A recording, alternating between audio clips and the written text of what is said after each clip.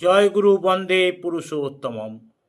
ঈশ্বর যখন নরলীলায় আবির্ভূত হন তখন তার সান্নিধ্যটা একদিক দিয়ে সিনেমা দেখার সঙ্গে তুলনা করা যায়। সিনেমা দেখার সময় যেমন চোখ অন্যদিকে ফেরানোয় কিছু ঘটনা দেখা বাদ পড়ে যায়, তেমনি ওই নিরবিচ্ছিন্ন প্রবহমান ঐশ্বী লীলা থেকে মনটা একটু অন্যদিকে ঘোরালেই অনেক কিছু বোঝা বা জানা থেকে বঞ্চিত হতে হয়। মনে রাখতে হবে যে এই বোঝা বা জানা তথাকথিত জ্ঞান মাত্র নয়। এই জানা নেই পরম জ্ঞান, যার সম্বন্ধে শ্রুতির অনুশাসন, পরম পুরুষের প্রতিটি কথা, প্রতিটি চাউনি, প্রতিটি অঙ্গুলিহরণ সবই মানুষকে প্রবৃত্তিপরায়ণ মুক্ত করার জন্য। গীতায় পুরুষোত্তম বলেছেন তার কোনো কর্ম নেই, কর্ম যখন নেই তখন কোনো কর্মবন্ধনও নেই, এবং তজ্জনিত কর্মফল ভোগের ব্যাপারও তার নেই। তিনি আসেন মানুষকে তার কর্মবন্ধন থেকে মুক্ত করতে, তাদের কর্মফল কাটাতে। এই উদ্দেশ্য সিদ্ধ করার জন্য তিনি কোনো পরিপ্রেক্ষিতে কেমন আচরণ করছেন মানুষ স্বাভাবিকভাবে জ্ঞানী হয়ে ওঠে। যুগ সন্ধিক্ষণেই সমাগত পরম দয়াল শ্রী শ্রী ঠাকুর অনুকূলযুদ্ধ সান্নিধ্য নিয়ত এমন ঘটনায় ভরপুর। একদিন একটি মা তার শিশুকন্যাকে সঙ্গে নিয়ে এসে শ্রী শ্রী ঠাকুরকে জানালেন মেয়েটা কিছুতেই ভোরে উঠতে চায় না, রোজ খানিকটা বেলা করে ঘুম থেকে উঠবে।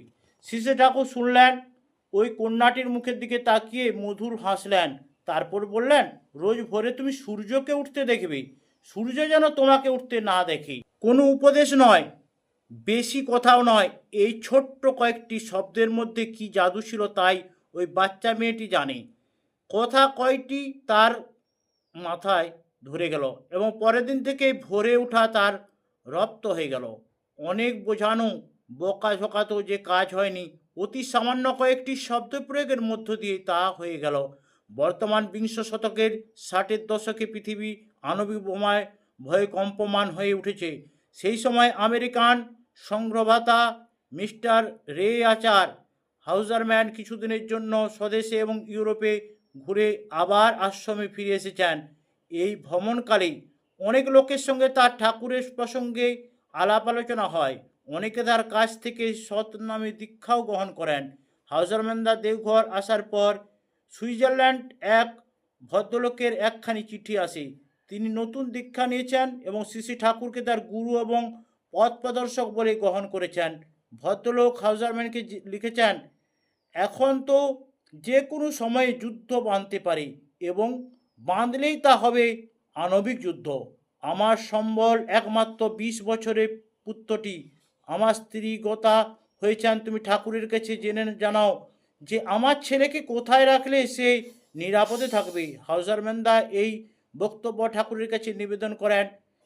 উত্তরে শ্রী শ্রী ঠাকুর দিলেন এক রহস্যপূর্ণ ইঙ্গিত। নিজের কোলের দিকে তাকিয়ে বললেন, আমি তো মনে করি এইখানে উপস্থিত প্রায় সকলেই বুঝলেন এখানে মানে দেওঘরে। দেওঘর সব থেকে নিরাপদ স্থান, কারণ ঠাকুর এখানে আছেন। হাউজারম্যানদার কাছে জানতে চাইলাম যে তিনি এখানে বলতে দেওঘরে বুঝেছেন কিনা। হাউজারম্যান চোখে ধরা পড়ল শ্রী শ্রী ঠাকুর ওই রহস্যময় তাকানোটা। তিনি বললেন, তা কেন, ঠাকুর তো নিজ চরণ দেখিয়ে এখানে বললেন, তার মানে তার চরণ ধরে থাকলেই নিরাপদ। দেওঘরে আসলেও যে সে যদি ওই চরণ ধরে না থাকে তো নিরাপদে থাকতে পারবে না। তাছাড়া বিপন্ন মানুষ সবাই তো দেওঘরে আসতে পারবে না। দেখলাম বিদেশি হলেও হাউজারম্যানদের দৃষ্টিতে কি চমৎকার ব্যাপারটা তাৎপর্য ধরা পড়েছে। সত্যিই তো, যে যেখানেই থাকুক পুরুষোত্তমের চরণ অর্থাৎ চলনে যা স্থিতি তার ভয় নেই।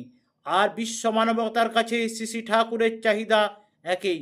একবার যোগেন সেন নামে এক দাদা এসে ঠাকুরের কাছে জানতে চান ভগবত প্রাপ্তি কীভাবে হতে পারে, অর্থাৎ তিনি ভগবান লাভের উপায় জানতে চান। উত্তরে শ্রী ভগবান স্পষ্ট ভাষায় বললেন, জাগার ঘুমানো একসঙ্গে হয় না। যোগেন সেনত্ব বজায় রেখে ভগবানত্ব পাওয়া যায় না। ভগবানত্ব পেতে হলে যোগেন সেনত্ব ভুলতে হবে। সর্বধর্মাণি পরিত্যাজা মামেকং শরণং ব্রজ। এই বলতে নিজের সবই ভোলা লাগে। যদি নিজের ব্যক্তিত্ব বজায় রইল তবে সব সর্বসম্মতি পরিত্যাজা হলো কই। পরে আবার বললেন শ্রী ঠাকুর, ভগবানের আসন সব থেকে বড় থাকা চাই। স্ত্রীকে ভালোবাসি, ছেলেকেও ভালোবাসি, সংসারও ভালোবাসি, কিন্তু ভগবানের আসন সবচেয়ে উচ্চে হওয়া চাই। এই পরিষ্কার কথা গীতায় শাশ্বত বাণীটি সহজ সরল ব্যাখ্যা, কোথাও একটুকু অস্বচ্ছতা নেই। আমরা সাধারণত দু নৌকোয় পা রেখে চলি, তাই স্ফীত ফলে উপনীত হতে পারি না। হাজার করাও তৃপ্তি নিয়ে আসে না। একবার এক সাধু এসে শ্রী ঠাকুরের সামনে বসে অনেক তত্ত্ব কথা বলছিলেন। শ্রী ঠাকুর সুবোধ বালকের মতো তার কথা শুনে চলেছেন, যেন শিখছেন অনেক কিছু। কথার মাঝখানে সাধু বললেন, উচ্চমার্গের লোক হলে তার বিষ্ঠা চন্দনে সমজ্ঞান হয়।